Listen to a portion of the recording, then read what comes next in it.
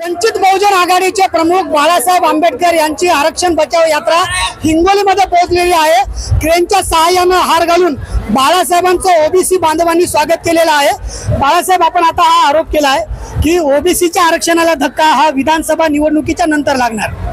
हा बरोबर आहे। त्याचा शरद पवारांचं विधान आहे की 225 लोकसभेमध्ये झालं की ओबीसीला तिकीट द्यायचं नाही, तीच नीती वापरणार आणि 225 आणणार।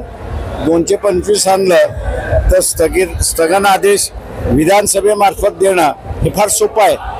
बाळासाहेब, आपण ओबीसीना एक वेगळी साथ घातलेली आहे।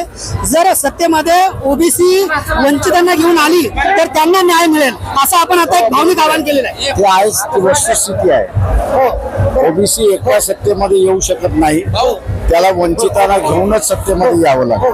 विरोधकांनी तुमच्या यात्रेच्या टायमिंग वरती टीका केलेली आहे। बाळासाहेब, थँक्यू त्यांना म्हणा, त्यांचे आभार मानतो टीका केल्याबद्दल। पंकजा मुंडे, धनंजय मुंडेंना आपण साथ घातली पण त्यांचे कार्यकर्ते दिसत नाहीत। No comments, thank you. वंचितचे प्रमुख बाळासाहेब आंबेडकर आणि त्यांची ओबीसी आरक्षण बचाव यात्रा हिंगोलीमध्ये पोहोचलेली आहे आणि यावरती त्यांनी ओबीसीना साथ घातलेली आहे। संदीप नागरे, साम टीव्ही न्यूज, हिंगोली। देश विदेशातील प्रत्येक घडामोडींचे लाईव्ह अपडेट मिळवण्यासाठी आता साम टीव्हीच्या सर्व सोशल मीडिया प्लॅटफॉर्मला लाईक, फॉलो आणि सबस्क्राईब करा। तसंच सर्व नोटिफिकेशनसाठी बेल आयकॉन प्रेस करायला विसरू नका।